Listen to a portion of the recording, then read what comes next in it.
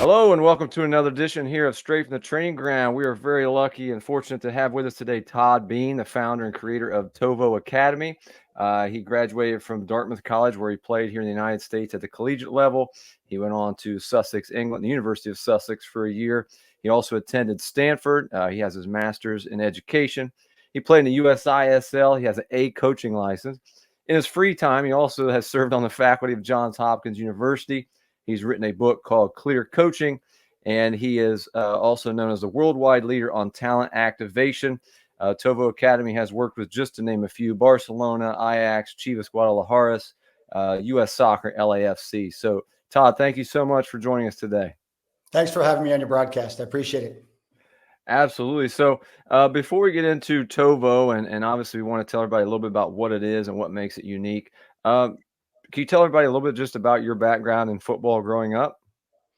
Yeah, I mean, I grew up multi-sports in the United States, in the Northeast, in New England, ice hockey, baseball, soccer a little bit later on in middle school, and then continued on. So kind of a little, town recreational brat, if you will. And then fast forward through high school years and playing in college, and then coming back and doing it again as a coach through kiddie camps, high school soccer, college soccer, pro soccer, and then having the opportunity to move over to Barcelona and pursue that a little bit more seriously. But, standard suburbia upbringing, worrying about making the team and getting studies done and being home for dinner. So a pretty traditional American story for suburbia anyways. And obviously now things have changed a lot, but do you look back on that as you were growing up? Are you appreciative of playing those multiple sports? I mean, I did the same kind of thing. I know we know it's a lot different nowadays, but do you think there's value in that, or do you appreciate that a little bit? I do. And I wish there were, still those opportunities I hope are out there, just in that, the snow would fly and we'd pick up the shovels and our sticks and head out to the pond and, grab 8 guys and shovel the pond and do it. So it's more than just the sports. It's the idea that you're in a community of athletes, of friends, of peers, and then of great mentors. So I'm hoping kids are still getting those mentors and hoping kids still getting the opportunity to play. I know it's more restrictive now for a number of reasons, but any chance I think a kid can get to play in his community or in his neighborhood or with his buddies or her buddies is a good thing for our youth. So yeah, I appreciate it greatly. I know my mom and dad have passed away now years ago, but I know that they appreciated the fact that I had good peers, a good community, and good opportunity with good education. Those things I think are valuable to anybody who's in a privileged situation like I was, to worry about getting my studies done and playing some sports, as opposed to other children who suffer much greater, challenges. Yeah, that's tremendous. So let's get into TOVO real quick. TOVO, for those out there, I think it stands for total voetbal. Is that how you pronounce it in Dutch for football? Yeah. It's kind of the logic behind that. So what was kind of your motivation as you got older to create something like that? Well, what I noticed, and I had a chance to work with, as you made reference to earlier in our conversations, with Johan Cruyff for 14 years before his passing. And I asked in my last professional conversation with Johan, who, as full disclosure at that point, was also my father-in-law, I kind of asked his permission, his blessing, to take these notes, these opportunities I had working with him, and bring it back to my home country. I know that Barcelona, Ajax, Chivas Guadalajara, Mamelodi Sundowns in South Africa are top professional clubs in their, country. So I really had in mind of building a program, a methodology, an opportunity for players and coaches that would work well on, let's say, more a humble or grassroots level, meaning a bag of balls in the back of the Subaru in Vermont, some cones, a patch of grass, and trying to bring some wisdom from Europe and apply it to a practical application, if you will, in my home country. And a crazy vision that maybe if we did that, and maybe if somebody would listen, we would have a chance to maybe rethink and redesign the way that we develop talent back home, which for me, being here in Spain now as I'm speaking to you, is back in the United States. That Subaru and just a bag of balls. You're speaking my language now. That's my language. I have to change it by region of the country. I guess I'm out west, it's more like a Tesla. If I was in Arizona, I think it was mostly pickup trucks in Prescott, and so I just have to change the make of the automobile. But everybody understands what it means to have a car that your partner, your wife, and your kids don't want to be part of because it's so stinky, right? Yeah. Bag of balls, that extra grass, and some stinky shoes back there. I mean, that's the life of the average coach, is throwing everything in the back and somehow making it work for the children in their charge. So I had them in mind as I started to build out this methodology. And the other component was to offer a train abroad program. Now, in college, I had an opportunity to do a language study abroad program. And I always thought, well, wouldn't it be great to have a sport term, if you will, right? A football study abroad program. And so we built TOVO Academy here and on the shores of the Mediterranean to give, kids the opportunity to come train with us for a month and dig into the culture that breathes football here. I see you've got your Barcelona shirt on. Yeah, well, I did my research, so yeah. Thank you. Good. I'm glad you didn't show with the Real Madrid. Well, I don't think anybody's wearing their Real Madrid shirt today because they just lost last night. But nonetheless, I'm glad you wore the Barcelona shirt. Yeah, absolutely, absolutely. So before we get into a little bit more specifically about what TOVO is and what makes it unique, what was your some early hurdles? You're an entrepreneur in some sense, whether within the world of coaching and football, but you've started this kind of from scratch and from your time with Johan Cruyff, like you said. There had to be some challenges along the way, going from that, what you said, cones and bibs and balls in the back of your car as a coach to what you have created now. What were some of your biggest hurdles? I think the greatest hurdle was just really getting my voice and opinion and method out there to attract people to trust that process. I mean, it's when you're asking, for example, teenagers to come abroad, you're asking their parents to trust you as a stranger, to take care of them, to train them, and to nourish them in every sense of the word. And so that's a big ask. So I think the greatest part of entrepreneurship that I had to overcome was just building that trust and building the faith that we would do well by their children. And then the second one is just all the things that I don't like, just managing business. And then I started to get help around the business construction because I do not enjoy the administrative tasks, which we all have to deal with, but I did enjoy being on the field with those kids and trying to put forth a really, really powerful and purposeful program that would inspire them. So once we got that going, which is difficult when you start off from zero, we started gaining some momentum, and I started to realize there was opportunity to enjoy this in the years ahead, which we're 9 years in now for TOVO. Nice. And I love to ask this question, people in your situation, as you're starting that early journey, was there an aha moment? Was there anything that happened where you're stumbling through those hurdles? And I'm sure, like everybody else, you're grinding away and you're trying to get people to, like you said, believe in your philosophy and what you're out there trying to do. Was there any certain thing or maybe a couple things where you thought, man, I think we can make this work, or we're really on to something? Well, if I'm honest about being an entrepreneur, there's more oh no moments than aha moments. Yeah. Meaning like, seriously, another obstacle, another barrier. Can we make this happen? How do you build a business? How do you make this real and functional and stay true to your values? I mean, there's more of those, oh my God, what have I gotten into moments, to be fair. Than aha. But the aha moments are basically moments where somebody pulls you aside and says, what you're saying and what you're doing resonates with me. Keep going. Keep speaking your truth. Keep on working. And literally this morning, I picked up my phone and, I've got some college coaches now that are embracing this methodology. And I picked up one from a gentleman out west, a coach out west, and just said, keep up the good work. So the aha moments are these mini or micro inspiration moments that for me come from a kid, a parent, or a coach that says, this matters. This has been transformative. This has been inspiring. Keep going. What you do is making a difference. And those are micro moments that tend to hit you just at the point when you're pretty much frustrated and ready to give up. So you have to trust those people and just persist, I guess, more than anything else. I think entrepreneurship is more about persistence and maybe stubbornness than it is about skill set, probably. Yeah, that's a great point. And I love how you said you're one of the first people I think I've talked to on here who have said it's more about there wasn't one grand, aha moment. It's those little ones along the way that kind of keep you going. I think that's great. I'm going to pull up your website here real quick and show everybody a little bit about TOVO Academy. And you explain a little bit, go into, I guess, two facets. What do you provide? But then I guess more specifically, what is the TOVO philosophy towards coaching, towards football in general, that makes it unique? Yeah, I always say that what we're trying to do is to make football as inspiring and as intelligent as possible. Meaning, we know our mission is to promote, as coaches, I think generally, regardless of the sport, we know that our mission is to promote learning and promote joy for the values, the health, and the benefit of the children. So then you get into the what. Well, what are we doing here that's unique? What we do is we believe that we have to train holistically to nurture players and humans, let's say citizens, holistically. What does that mean? We put a high premium on character, high premium on intelligence, and a high premium on the skills to play the game, but we do so in that order, right? So I think what's unique is that it's holistic training, where a lot of traditional training dissects and drills.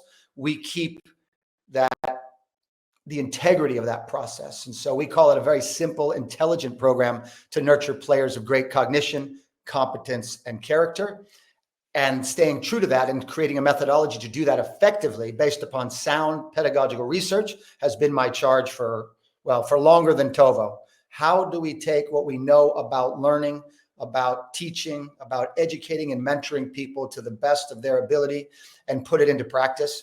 I think the greatest distinction between traditional training and our training is that we have a holistic model, valuing the holistic development of people. And a lot of traditional training I found flew in the face of good research and science in teaching and ended up dissecting and drilling, and sometimes drilling the love out of the game. I think more importantly, if our kids want to show up the next day, we've done a pretty good job. Yeah, I mean, I'm a big believer in that myself. I think that a lot of times we get lost in the fact that it's supposed to be fun, right? A lot of people, you grew up, you fell in love or you enjoyed soccer because you're a little kid running around kicking a ball. And, as you're very familiar with, I'm sure in the US, club soccer and all these kind of things, I think a lot of times it gets lost in translation of, college scholarships and all these kind of things. It's supposed to be fun, at the end of the day. And if it's not fun, you're not going to get the most out of people that you're working with in any age group, in my opinion. So it's interesting you mentioned about fun, because when I came to Barcelona and working with Johan, I thought I'm going to get the secret sauce of the highest level of football. Here is the European player of the century and one of the best coaches ever in the game. And I can tell you firsthand that Johan believed that soccer at the highest levels, never mind down the chain of to grassroots, is about fun. It's about community. It's about building relationships. So I'm pretty certain if Barcelona at its peak is dedicated to promoting learning and joy, certainly we can do the same at the under 12 Strawberry Festival at our community. I love it. Love it. Great reference too. So, but I think that's very important. And so a little bit of background about myself. I'm a high school teacher, and I've been teaching for about 20 years. So I'm a high school coach and I coach clubs. So I have a background in education. And on your website, I can't make this stuff up, kids. Okay. You have the quote, "Education is not about the filling of a pail, but it's about the lighting of a fire." I've had that same quote on my board for probably the last 10 years as a teacher. Tell me a little bit about, what that means to you. I think you made reference to where we can get lost, right? Competitions, scholarships, college bound cuts and trials, and, sideline parents losing their cool and berating of referees. That's where sport gets it wrong. But where sport gets it right, it's an inspiration for children. It's a place where they have safety, sanctuary, where they can test themselves in a secure environment. And so if you're lighting a fire, if you're actually inspiring a child, you're instilling in them the values that'll last a lifetime, in my opinion. So what better place to do that on the ice rink, the basketball court, wherever, the volleyball court, in our case, the football field, the soccer field. If a player comes and is inspired to engage and to be challenged and to take on those desirable difficulties, you pretty much triggered a child for life to move in the right direction. And I think all the research will play that out. And most importantly, we're here to inspire children so that they can become self-reliant, resilient citizens. And if they do that and continue playing, even better. But those that stop playing will have those values and that skill set well beyond your classroom and our field, right? Which is, I think, our ultimate goal as educators. And I do believe, like you're an educator. And I think that coaches are educators and mentors first. And if we can happen to help kids kick the ball in the right direction, even better. But if they go away inspired, that's got to be the number one priority. Yeah, technical skills are the bonus. That's a bonus. Yeah, if we can outscore the opponent, great. That's even a better day. But nonetheless, we go away feeling like we want to come back and give it all a go with our peers again tomorrow. That's the true reward, or the true success, I think, of any coach. So within TOVO, Todd, you provide several different kind of things. You have a book out called Clear Coaching. Besides your book, you provide coaching courses, correct, that are online or in person through your philosophy, TOVO. You also provide, as you kind of mentioned before, kids, individual players, or also teams can either work with you online, like you mentioned with a college team maybe, but they can also come and visit your academy, more of a camp setting, correct? So tell everybody a little bit about the different things that you offer. Yeah, so for the players, we offer principally our residential program. So we're going to have a January term here. It's a chance for players to come for a month. We're here on the Mediterranean, and we're going to train at the facility you saw on the website, right on the Mediterranean Sea. And so we have also 2 residential programs in the United States. In the summer, in July, we'll be out in Monterey at the Robert Louis Stevenson School. Then we'll be back at the Hun School at Princeton at the end of July. So those are 3 residential programs where I would say soccer brats. Like, it's not just kiddie camp. It's kids who have decided that they love this game and they want to play it competitively. So we take teenagers in here for a month in on the Mediterranean, or we take them for 11 days on the West and East Coast. And those are our residential programs for players. In addition to that, what emerged was an opportunity to work with coaches. So we run coaching courses here in Spain in January.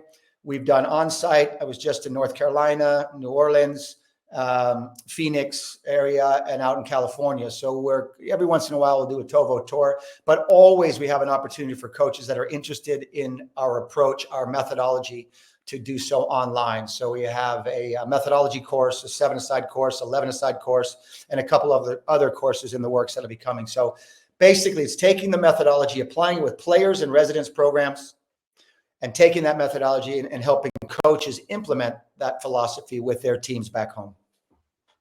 Very cool. Very cool. So I highly recommend you check those things out. Like I said, check out the book. We'll get you out of here in a minute. I know you're busy, very busy guy. So what would you like to see in the near future in a perfect world for the TOVO Academy? What are your goals?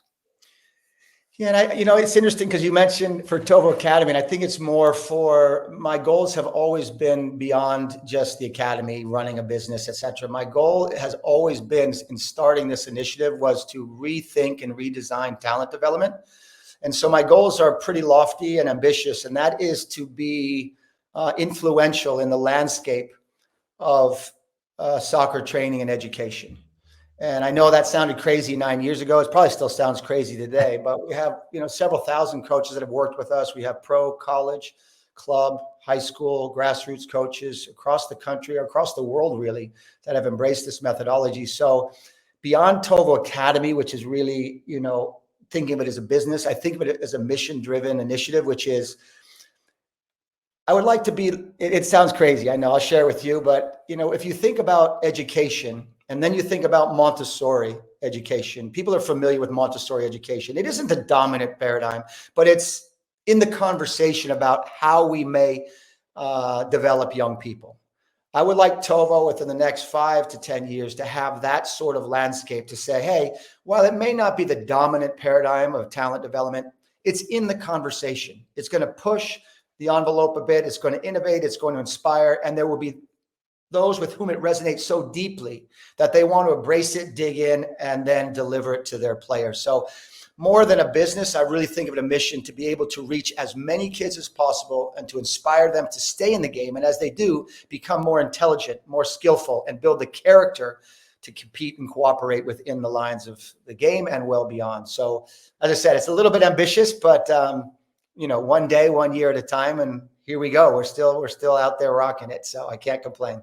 Well, absolutely. Ambition, is the name of the game. And like you said earlier on, persistence, that's what, those dreams and those goals are what help you be successful. And that's obviously what's gotten you to the point where you are so far. Before we get you out here, I just have to ask while you're here, can you tell us a little bit about the very first time you met Johan Cruyff? I mean, one of the greatest footballers of all time.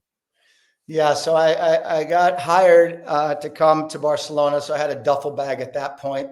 I was 38 years old, and you get a call and they say, would you like to work with Johan Cruyff on a project? You pack that duffel bag quickly and you jump on a plane to Barcelona. So I arrived, and we started an initiative initially called Cruyff, what would become Cruyff Institute, to educate athletes, not just football, educate athletes, which in Europe is a challenge because academia does not marry with athletics like it does in the United States, right? So you wouldn't go to the University of Barcelona if you're a serious football, basketball, water polo or player, for example. And so I arrived in his house. Right. There's no office. There's no initiative. It was just me starting something with Johann's ideas and his managers that I was working with and some other educators. So it was kind of really, really entrepreneurial in the sense that I literally I didn't even have a computer. That's how we started. In 2002, I arrived, and we had, he had coffee, I had juice, and we just started brainstorming what might be to help educate athletes, initially in Holland and Spain, and then worldwide. And then within weeks, he had a fax machine in the basement. So you meet Johan Cruyff, you think, okay, here I'm going to really dig in. And it was more like, what were the challenges ahead, and what were his dreams? What were the ideas behind the initiative? And of course, you're awestruck, but I can say, for those who've had a chance to meet Johan, he's very disarming. He was just so kind and regular. It was just like meeting another athlete. It's just that he had a few more trophies and accolades to his name, but he was very much meeting an athlete where you immediately break down the bond, you break down the barriers and build a bond, a sense of humor, a sense of purpose, the mission. Everything became evident that I was talking to a world-class athlete, but in a form of somebody that I was going to be working with closely, and that we would have a lot of fun doing that. And he didn't disappoint. I hope I didn't disappoint him, because it was really sensational. I mean, just the energy with which he approached life. It wasn't a romantic ideal for TV or the show or for publicity or websites or social media, of which he had none. He didn't even have a cell phone in his life.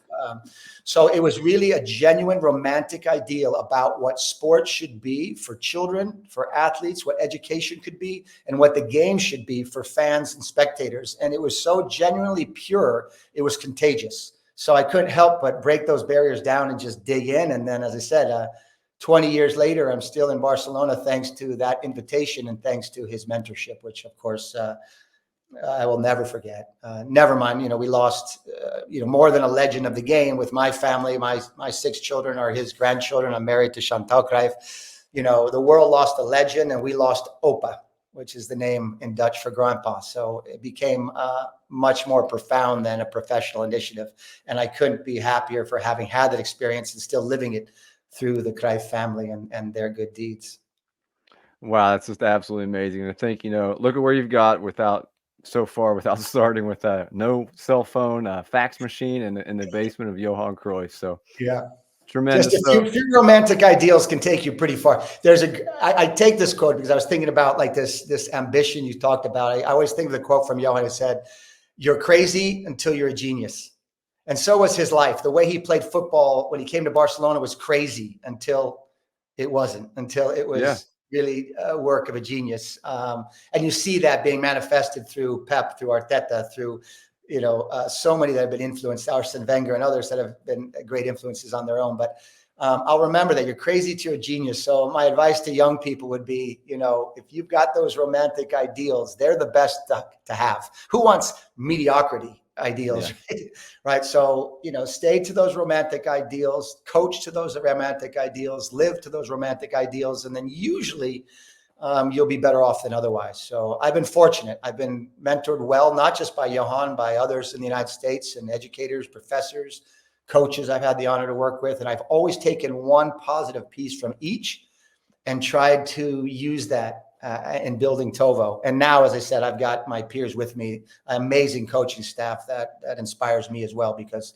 they have those romantic ideals well embedded in the way that they approach teaching, coaching, and mentorship. Amazing stuff, man. We really appreciate it, Todd. Thank you so much for everything you do and what you've created.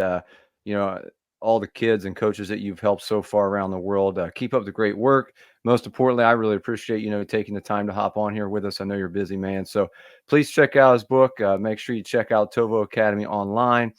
Check out their coaching courses and all the great resources they have out there. And Todd, once again, thank you so much. We really appreciate it. Thanks for the invite. I appreciate talking to your audience. Take care.